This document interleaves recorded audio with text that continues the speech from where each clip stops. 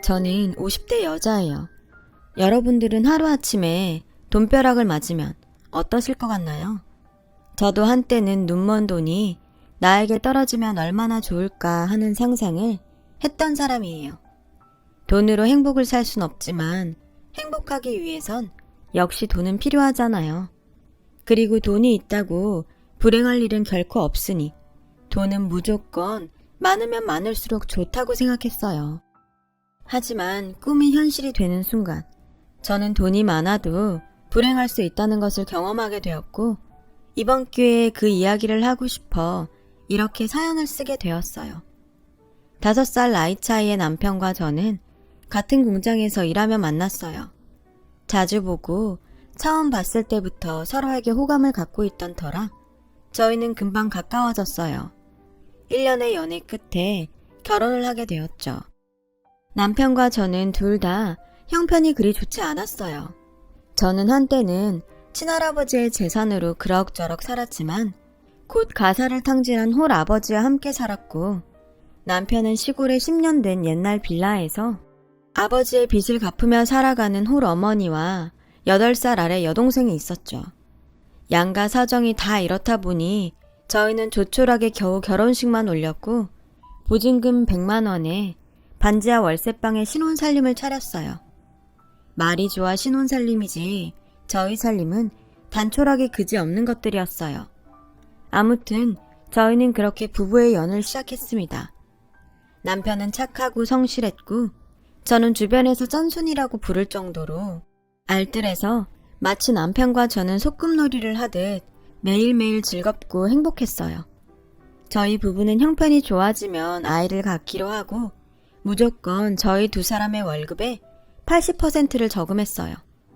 그렇게 3년을 모으니 그리 크지는 않았지만 방 2개짜리 전세 보증금을 마련할 수 있었어요. 결혼 3년 만에 반지하 월세를 탈출할 수 있게 되었던 거죠. 반지하 월세방에서 이사가던 날 저와 남편은 얼마나 기뻤는지 그날 처음으로 손을 바들바들 떨며 소고기를 사 먹었던 기억이 지금도 생생하게 떠오를 정도네요. 저는 그때 생각했어요. 저희 부부는 젊고 이렇게 알뜰살뜰 모으면 언젠가는 저희가 꿈에 바라는 내 집 장만을 할 수 있을 거라고요. 그런 꿈이 있었기에 저희 부부는 야근을 해도 피곤하지 않았고 김치와 김, 어쩌다 상에 올라오는 햄이나 계란말이에도 진수성찬이다 여기며 기뻐했어요. 그렇게 결혼 7년이 흘렀고 남편은 이제 제법 돈도 모았으니 아이를 갖자고 했어요. 하지만 저는 솔직히 남편과 다르게 임신을 조금 더 미루고 싶었어요. 아직 집을 장만하지 못했기 때문이었죠. 제가 임신을 하면 지금 벌어오는 수입보다 돈이 당연히 적어질 텐데 그리고 아이를 낳고 당분간 아이를 키워야 하니 어쩌면 다니던 공장을 그만둬야 할지도 모른다고 생각하니까 저는 남편에겐 미안했지만 역시 임신할 시기는 아니라고 생각했어요. 그래서 처음엔 남편 몰래 피임을 하며 임신이 안 되는 척 연기를 했어요. 점점 그렇게 시간이 지나니 남편은 슬슬 걱정이 되는 눈치로 저에게 이렇게 말하더라고요. 아무리 생각해도 당신이 너무 무리해서 그런 것 같아. 앞으로 돈 버는 일은 나한테 맡기고 당신은 집에서 쉬는 게 어때? 주변에서 아이도 엄마가 여유가 있어야 생긴다고 하더라고. 남편은 꽤나 오래 고민한 얼굴로 저에게 일을 그만두면 어떻겠냐고 말했어요. 저는 아이가 안 생기면 어쩔 수 없는 거지. 뭐하러 일까지 그만둬. 그렇게 남편에게 그만 화를 냈죠. 남편은 제가 임신이 되지 않자 스트레스를 받아 짜증을 냈다고 생각하는 눈치였어요. 하지만 남편은 역시 아이만큼은 꼭 갖기를 원했고 저에게 이렇게 이야기하더라고요. 나는 당신이랑 결혼해서 지금까지 행복했지. 앞으로 우리 아이와도 많이 행복하고 싶어. 나도 다름쥐 남편처럼 퇴근하는 길에 아이랑 당신 생각하면서 통닭도 사고 휴일이면 동물원이나 놀이동산에도 가보고 싶어.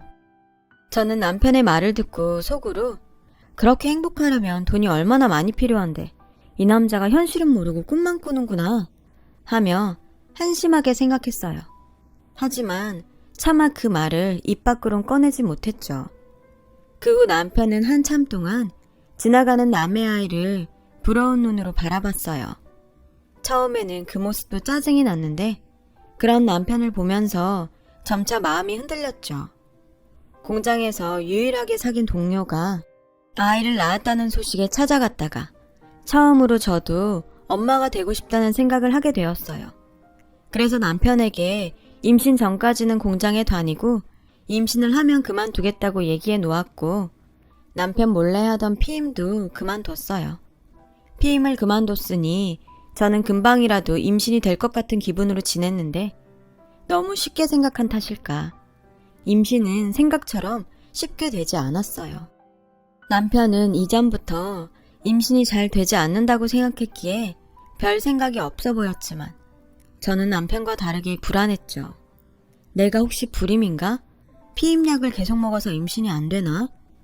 여러 가지 생각이 들더라고요. 저는 고민 끝에 일을 그만뒀고 아이를 갖기 위해 노력하며 지냈어요.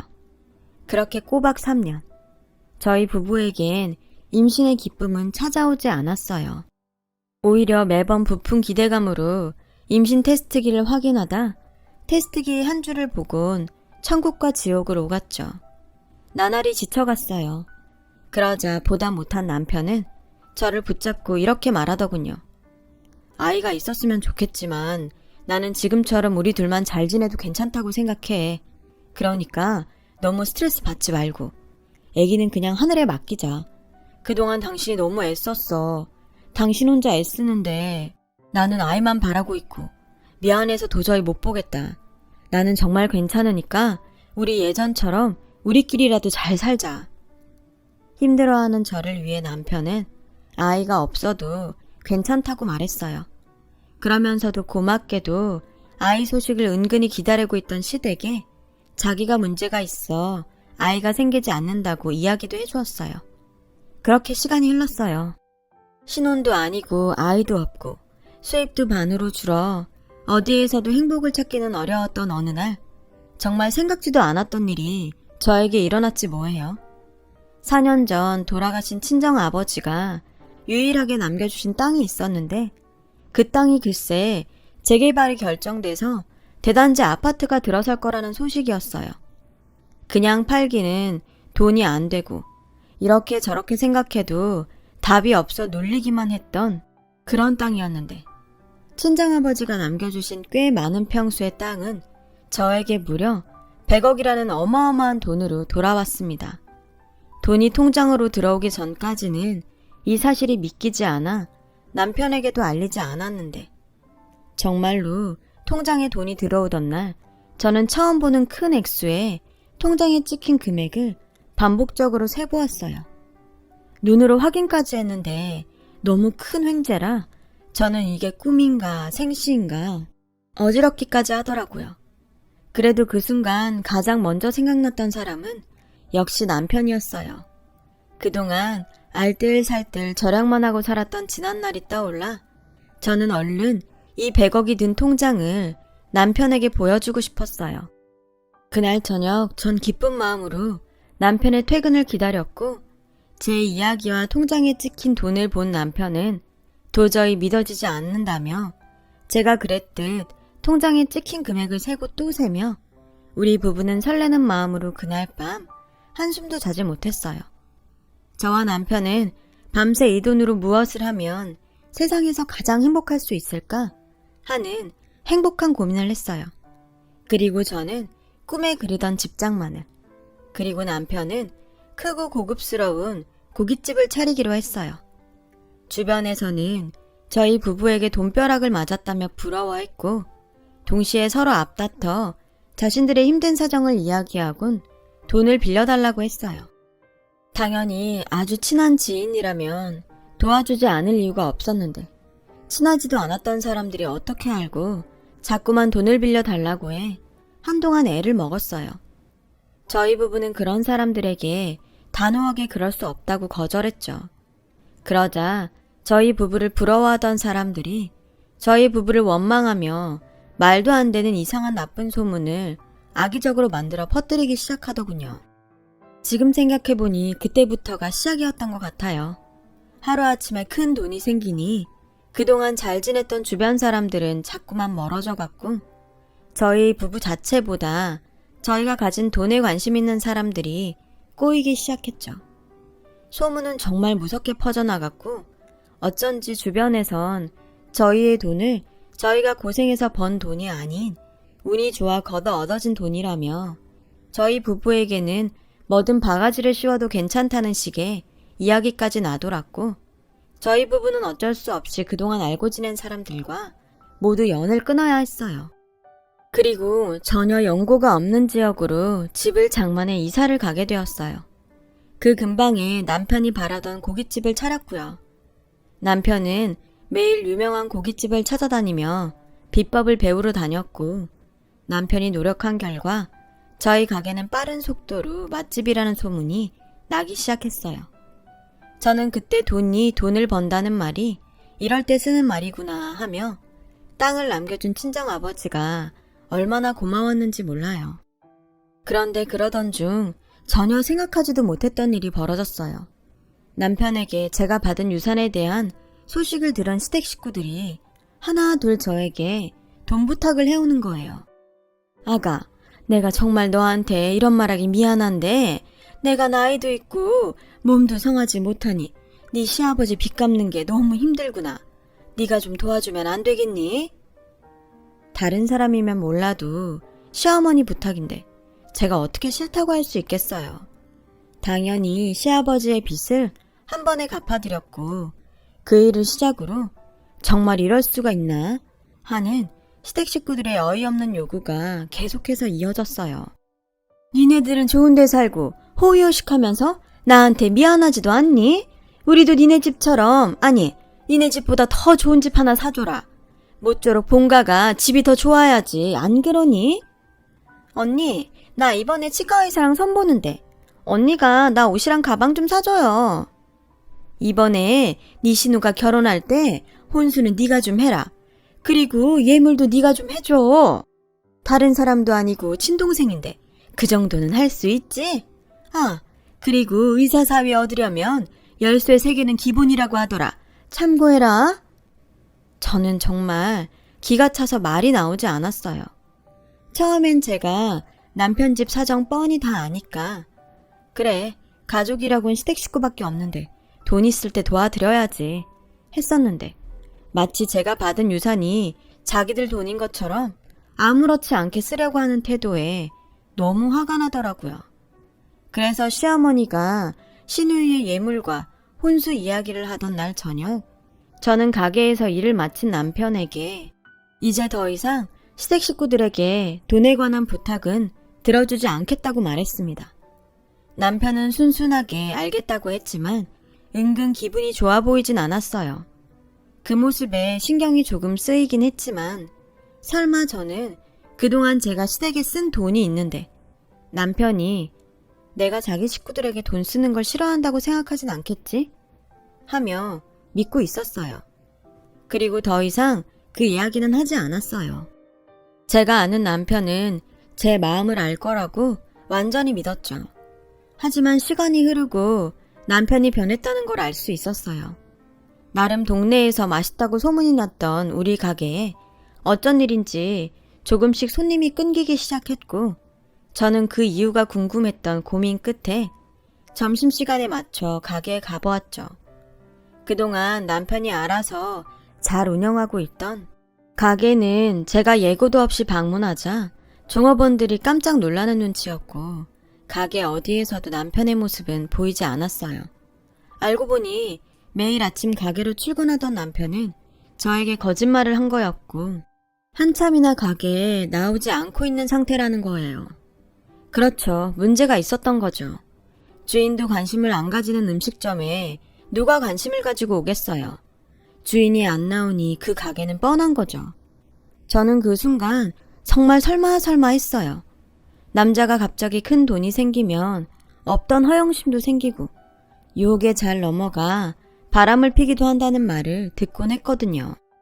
저는 그날로 제발 아니길 바라며 다음 날 출근을 한다는 남편의 뒤를 밟았어요. 그러자 저와 상의도 없이 집과 떨어진 유료 주차장에서 외제차로 바꿔 타는 남편을 보게 되었습니다. 곧이어 골프장의 모든 장비를 다 갖춘 남편을 목격하게 되었어요. 놀랐지만 한편으로는 그래, 바람만 피지 말아라 하며 간절하게 바랬죠. 남편은 그런 저의 간절한 바램을 한순간에 부셔버렸어요.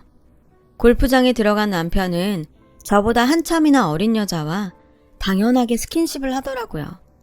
남편이 쓴 카드 내역서를 살펴보니 남편의 외도는 사실이었어요. 저는 그 순간 남편과 시댁 식구들이 모두 괘씸하게 느껴졌어요. 지가 누구 돈으로 인생이 폈는데 정말 그동안 아무것도 모르고 예전의 남편 모습만 생각하며 순진하게 속았다는 것이 저 자신도 용서가 되지 않았어요. 저는 그 길로 변호사 사무실에 가서 이혼 상담을 했어요. 당연히 이혼은 제가 무조건 유리했고 그날 저녁 바로 남편에게 이혼 서류를 내밀었어요. 싹싹 빌어도 모자랄 남편은 참 어이없게도 마치 제가 이혼하자고 말해주길 기다렸다는 듯 단번에 그러자고 하더군요. 저는 남편의 그 뻔뻔하고 당당한 태도에 또 한 번 속에서 열불이 올라왔는데 이 남자가 하는 다음 말이 더 가관이었어요. 이혼할 때 당연히 재산 분할하는 거 알지? 50대 50으로 하자. 진짜 기가 막힌다. 재산 분할? 그 돈이 당신 돈이니? 우리 아버지 땅 팔아서 생긴 돈이잖아. 당신이 무슨 자격으로 그 돈을 달래? 누구 돈인 게 왜 중요해? 당신과 나 부부고 그 돈은 우리 부부 돈이니 나누는 게 당연하잖아. 그리고 내가 놀았어? 나도 가게에서 일해서 돈 벌었잖아.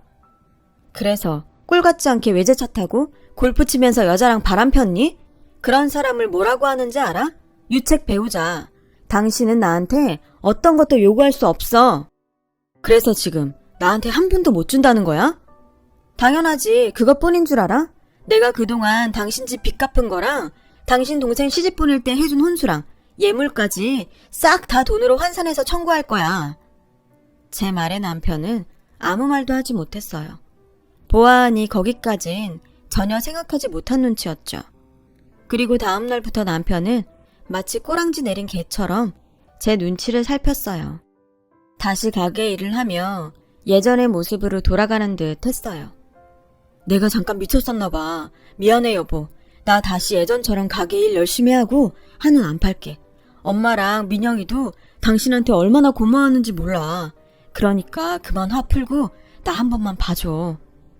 나이 먹어 남편이 마누라한테 잘하며 분명 남편이 젊었을 때 꽤 마누라 속을 썩인 거라고 하던데 남편은 그 사건 이후로 저에게 무조건적인 복종을 하며 마치 처음부터 애처가인 양 저를 챙겼죠.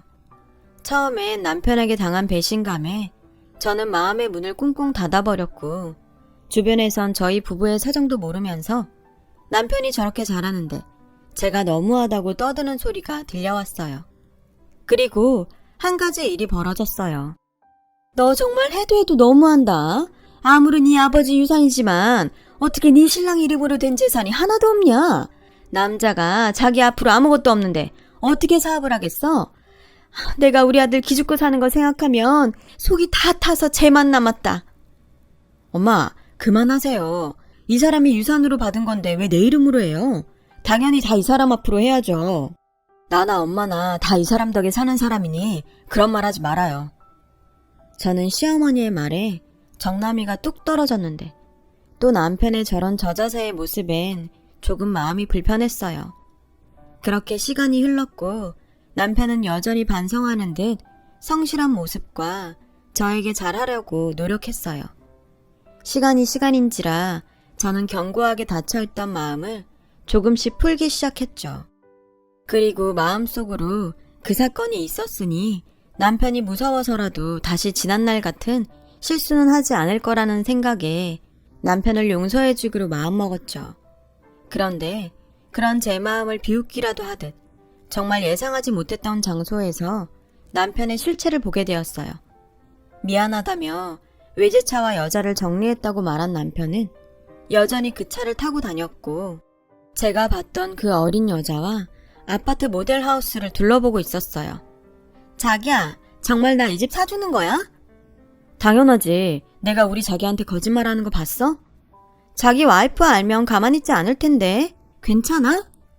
걱정하지 마. 오빠가 다 생각이 있어. 우리 자기는 그냥 오빠만 믿고 행복하기만 해. 우리 얼른 이 집에서 예쁜 아기 낳고 행복하게 살자. 저는 두 연놈들의 대화에 손이 바들바들 떨렸어요.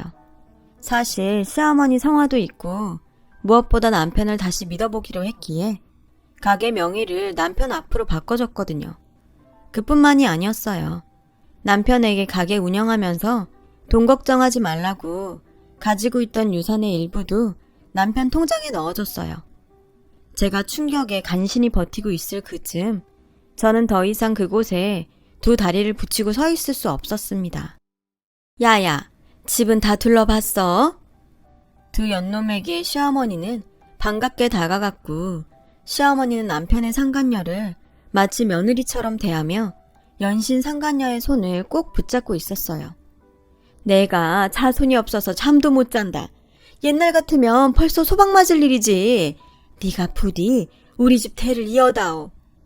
걱정하지 마세요. 다만 저는 첩은 싫어요. 안다마다 조금만 기다려라. 다 돼간다. 지금 생각해보면 그때 제가 모델하우스 구경을 간 것이 저에겐 천운이었고 저는 당장이라도 그들을 응징하고 싶었지만 그 마음을 꾹 참았어요. 그리고는 태어나 처음으로 심부름센터라는 곳을 찾아가 이 몰상식한 것들이 벌이고 있는 모든 일을 알아봐 달라고 했어요. 그 결과 저는 남편이 제가 상속받은 유산을 이혼하며 나눠 가질 방법에 대해서 여기저기 알아보고 다녔다는 것을 알게 되었어요. 명의가 자기 앞으로 되어 있지 않는 한 불가능하다는 결과에 어떻게든 자기 명의로 재산을 돌리려고 온갖 수작을 부리고 있다는 것까지 모두 알게 되었죠. 그중 정말 소름은 설마 했던 그 일의 중심에 저희 시어머니가 있었다는 거였는데요. 찢어지게 가난했던 이 거렁뱅이 같은 것들이 돈맛을 보고 눈이 뒤집힌 꼴이었어요. 저는 제가 그동안 이 거렁뱅이들한테 쏟아 부은 것들을 되찾아올 방법을 생각해야 했어요. 그래서 달력을 뒤져보며 한 가지 묘책을 생각해냈죠. 그 묘책을 실행할 때는 다음 달 있을 시어머니 생신이 디데이였어요. 저는 시어머니와 남편, 그리고 시누이까지 모두 환장할 미끼를 생각했고 북유럽 크루즈 여행을 예약했어요. 어머, 아가, 이게 다 뭐냐? 크루즈? 엄마, 이거 배 타고 해외여행 가는 거야. 근데 배를 왜 타? 비행기를 타야지. 배에서 즐기면서 여행하는 거야. 어머, 나까지 챙겨주고. 울케 언니 너무 고마워요. 당신 너무 무리하는 거 아니야? 나는 안 가도 되는데. 가게 일한다고 쉰 적도 없잖아. 마음 같아서는 나도 가고 싶은데 지난번에 보니까 가게 종업원들한테 맡겨놓을 수만은 없더라. 그냥 자기가 나 대신 효도한다고 생각하고 다녀와. 그래, 새애기가 모처럼 이렇게 우리를 생각해줬는데 그걸 마다하는 것도 못 쓰는 거다. 우리 가서 재미나게 놀고 오자. 고맙다 아가야. 네가 정말 우리한테는 복덩이다. 좋아 죽겠는 시어머니와 남편 시누이를 보며 저는 맹수가 발톱을 숨기듯 환하게 미소를 보여줬어요. 그리고 마침내 그들이 여행을 떠나는 날 저는 그들을 배웅하며 그들이 돌아와서 마주할 지옥을 하나둘 만들기 시작했어요. 가장 첫 번째로는 남편 앞으로 해준 가게를 처분하는 일이었고 배우자이면서 이전 소유자였기에 아무런 의심도 받지 않은 채 가게를 팔아치울 수 있었어요. 저는 최대한 빨리 잔금을 받기로 하고 곧이어 시댁 본가로 내려가 시어머니가 살고 계신 아파트를 내놨어요. 집을 사드릴 때 명의는 제 앞으로 해놓은 것이 정말 다행이 아닐 수 없었어요. 그 집 역시 잔금을 최대한 빨리 받기로 하면서 저는 그들이 떠난 보름 만에 제가 그동안 퍼날랐던 돈을 회수하는 데 성공했습니다. 그중 가장 애를 먹었던 건 시누이의 예물과 혼수였는데 저는 모든 준비를 마치고 매제를 찾아가 이렇게 말했어요. 알고 계실지 모르겠는데 제가 시누이 결혼할 때 해준 게 좀 많아요. 집, 차, 병원. 그게 다 저희 아버지가 남겨주신 유산으로 산 것들인데 제가 이혼을 하면 법적으로 시누이가 저에게 다 돌려줘야 한다고 하더라고요. 어떻게, 매제가 저한테 다시 돌려줄래요? 아니면 그거 다 갖고 저희 시누이랑 이혼할래요? 신혼의 내외 부부에는 예상했던 것처럼 참 얇았어요. 매자는 저의 말에 받은 것들을 돌려줄 수 없다며 신우와 이혼을 하겠다고 했고, 신우가 오기 전에 이혼 소송을 하겠다고 했어요. 저는 남편이 귀국하기 하루 전 마지막 통화를 했고 핸드폰도 없이 캐나다로 넘어갔어요. 아무것도 모르고 귀국한 남편과 시어머니 그리고 시누이는 한순간에 알거지와 이혼녀가 되었고, 가진 것도 갈 곳도 없는 처지에 놓인 그들은 제 돈에 눈이 멀어 왕래도 거의 하지 않았던 친척집을 전전하며 저를 찾느라 혈안이 되어 있었어요. 시누이와 이혼한 매제는 저희 좋은 정보통이었죠. 저는 캐나다에서 그들이 허우적거리는 지옥 소식을 들으며 이제까지 누리지 못했던 여유를 누려봤어요. 그리고 그동안 당한 호구짓과 배신감을 치유받았죠. 저는 관광비자가 끝나는 날 한국으로 돌아왔고 남편과 이혼 소송을 시작했습니다. 그리고 오랜만에 법정에서 남편을 보게 되었어요. 너, 내가 죽여버릴 거야. 내 돈 내놔! 첫 사기꾼 같은 년? 네가 우리를 속여놓고 얼마나 잘 사는지 내가 두고 볼 거야! 남편은 거의 미쳐서 저를 보며 법원에서 죽일 듯 소리를 질렀고, 방청석에 있던 시어머니 역시 마치 사기꾼을 본 듯이 눈이 뒤집혀 있었어요. 판사님은 이 모든 광경을 보고 저에게 이혼 소송 승소라는 선물을 주셨어요. 한때는 아무것도 없어도 행복했던 부부였는데, 저는 이혼을 하고 홀가분한 동시에 마음이 생각처럼 좋진 않았어요. 그리고 재판 결과를 받아들이지 못하는 남편을 보고 어쩌면 남편은 그 독과 같은 돈의 맛에 다신 예전의 착하고 성실한 모습으로는 돌아갈 수 없을지도 모른다는 생각을 하면서 아이러니하게도 반지하 월세방을 탈출하면서 먹었던 소고기 생각이 났어요.